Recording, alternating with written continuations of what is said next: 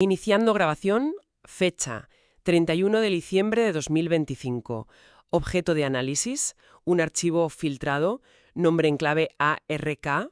El documento se titula El Código del Caos. La premisa es, como mínimo, perturbadora. Sostiene que esta sensación que tenemos de vivir en un mundo roto, desconectado, lo que el Exto llama orfandad cósmica, no es un fallo psicológico, es un síntoma. Y la cita es textual. Es un error 404 a escala planetaria. El documento postula que nuestra narrativa de progreso, ya sabes, de la cueva a Marte, es una tapadera, que lo que llamamos historias son en realidad los restos de un naufragio. Y este archivo pretende ser el informe de daños de ese naufragio, precisamente. Se centra en un único punto de fractura. Un año muy concreto, 1177 a.C. Lo describe como el momento exacto en que alguien cortó el cable principal. Antes, el documento habla de una red global, una especie de edad de oro que operaba bajo un algoritmo de orden cósmico. Después de esa fecha, la oscuridad. Un formateo. Nuestra tarea hoy es auditar la veracidad y, sobre todo, las implicaciones de algo así. De acuerdo. Empecemos por la primera pieza de evidencia que presenta, la que denomina el nodo Mitanni. Lo describe como el hueso que no encaja en el esqueleto de la historia oficial. Hablamos de un imperio que surge, casi de la nada, en la actual Siria, sobre el 1380 a.C. Y lo anómalo es que su élite gobernante no adoraba a los dioses locales. El archivo tiene la transcripción de un tratado de paz con los hititas y el rey de Mitanni jura por Mitra, Varuna, Indra, los Nasatya. Espera un momento. Mitra, Varuna, Indra. Pero si esos son los dioses primordiales del Rig Veda. Dioses de la India. ¿Qué hacían en un tratado político en Siria? A 4.000 kilómetros de distancia. Vaya, esto no es como encontrar una moneda romana en Londres. Esto es como si el presidente de Francia jurara su cargo sobre la Constitución de Corea del Sur. No tiene sentido. A menos que la separación que hacemos entre esos mundos sea artificial. Para el autor del documento, esta es la prueba del algodón de que existía una conexión global que luego se cercenó. Sostiene que Mitanni no era una simple rareza. Era un nodo. ¿Un nodo? ¿A qué se refiere exactamente el archivo con eso? ¿Como un centro de comunicaciones o algo así? Mucho más que eso. Lo describe como un servidor. Un servidor que ejecutaba el software védico en el hardware de Oriente Medio. Lo llama, de hecho, la línea de alta velocidad que conectaba ambos mundos. Y no se trata de religión, como la entendemos hoy. Se trata de física operativa. El juramento por Varuna es la clave de todo. Varuna era el señor del Rita. Y el archivo define Rita de una forma muy específica, ¿verdad? No como moralidad, sino más bien como el código fuente del universo. Exactamente. El algoritmo que mantiene la cohesión de todo. Las reglas del juego. Si lo rompes, creas caos. Así que Mitanni funcionaba como el garante físico de ese algoritmo. Precisamente, cada tratado, cada juramento, era como añadir un bloque a una cadena, asegurando la integridad de la red. Funcionaban, en esencia, como una blockchain analógica basada en el honor para mantener ese orden cósmico. Entiendo. O sea, el punto no es solo que hubiera contacto entre India y Siria, sino que esa conexión era funcional, una única red informática global. Eso es. Y su tecnología militar, los famosos carros de guerra de los Merianu, se operaba con un manual de instrucciones. Escrito en sánscrito. Un código cerrado. Eran los administradores del sistema. Uf.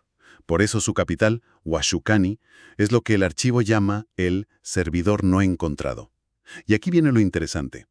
El documento sostiene, y varias agencias de inteligencia lo corroboran, que su ubicación más probable es Tel Fekerie.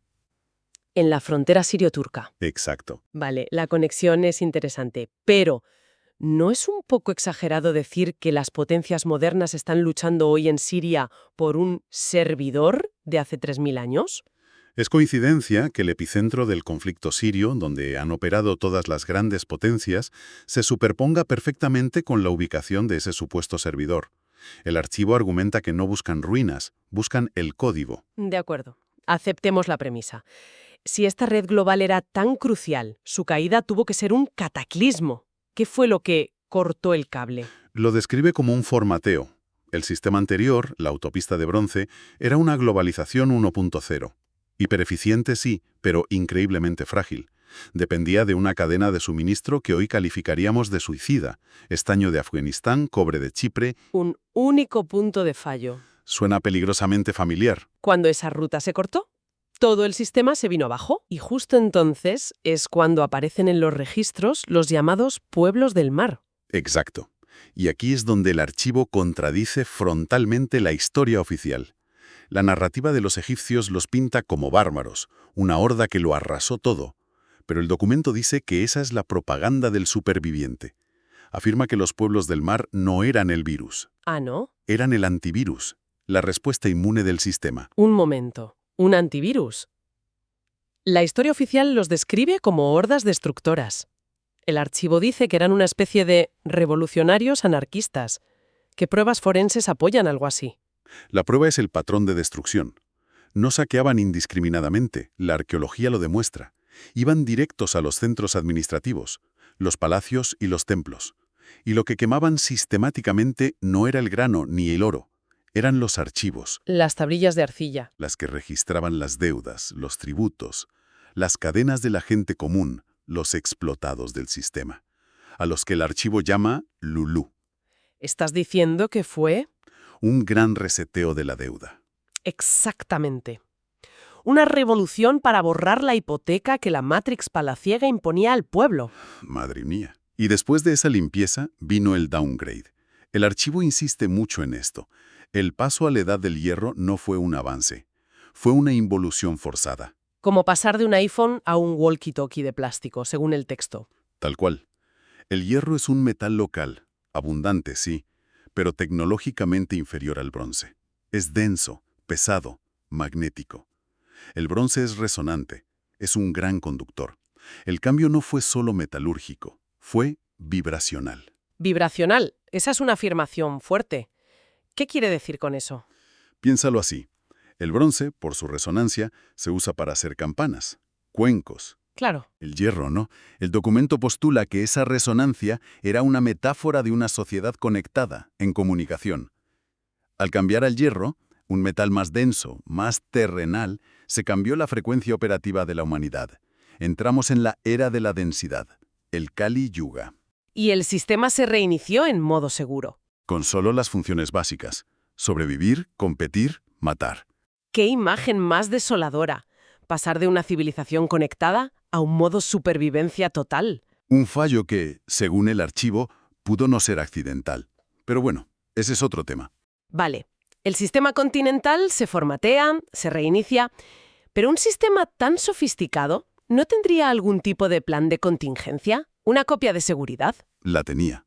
El archivo identifica a la isla de Chipre, la antigua Alasia, como el disco duro externo. La placa base del mundo antiguo, dice. Y tenía 3 funciones de respaldo críticas. A ver, desglosemos eso. 3. La primera es obvia, el hardware. Chipre tenía el monopolio del cobre, la materia prima. La segunda función era de arca genética. Entiendo lo del cobre, es lógico. Pero, ¿arca genética? Eso suena a ciencia ficción. Se refiere a un refugio para las líneas de sangre de la élite. El archivo señala que en los textos antiguos Chipre es identificado como Kitim, un lugar de refugio para las élites que huían del colapso, para preservar el linaje de los administradores. De acuerdo. ¿Y la tercera? El software de aplicación. ¿Y lo del software? Recodificar a la diosa Inanna Ishtar como Afrodita. ¿Por qué sería eso un backup? No es simple sincretismo religioso. Para el autor, los dioses no son solo creencias. Son arquetipos operativos, programas. Inanna Ishtar era el sistema operativo completo de Mesopotamia. Amor, guerra, poder. Al hacer que su arquetipo renazca en Occidente, en las costas de Chipre como Afrodita, estaban salvando una pieza clave del software cultural para el nuevo ciclo. Y esta idea de buscar tecnología, linajes y software antiguos, el archivo la conecta directamente con la guerra de Irak de 2003, ¿verdad? Sí, y aquí es donde el expediente se vuelve especialmente incómodo. La narrativa oficial, armas de destrucción masiva. El archivo lo llama Operación Museo.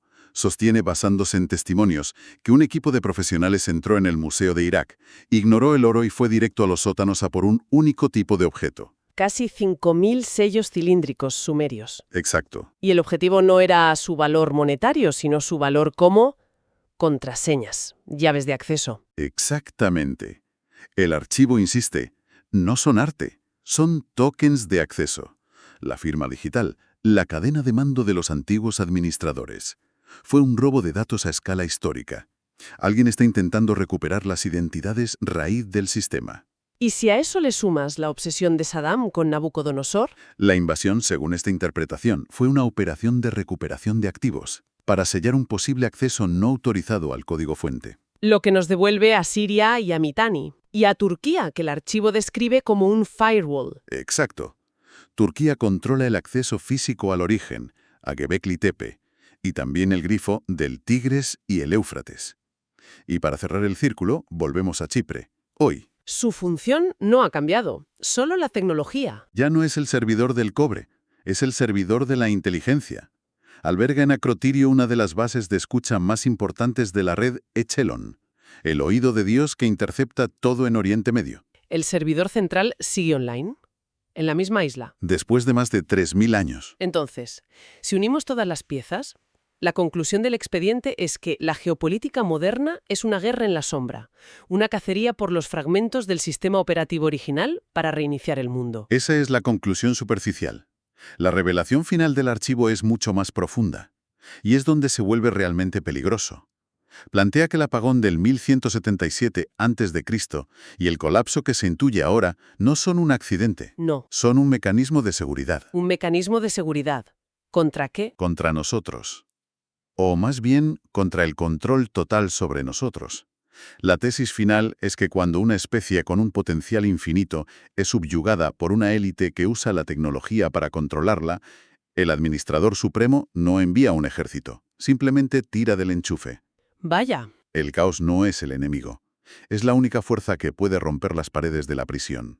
un reinicio forzoso. Para darnos a los individuos la oportunidad de desconectarnos de esa granja de control. El fin del modo seguro. El sistema se apaga para que los terminales individuales, nosotros, nos demos cuenta de que tenemos batería propia. El gran secreto que Mitanni guardaba y se perdió no era un mapa del tesoro. Es que la antena de conexión al orden cósmico no está en un servidor externo. ¿Dónde está? Está dentro de cada individuo. La red global fue destruida para que la humanidad aprendiera a conectarse verticalmente, directamente a la fuente. Y el Arca de la Alianza, el objeto que todos parecen buscar. El archivo termina con una frase. El arca no está en Turquía. El arca eres tú.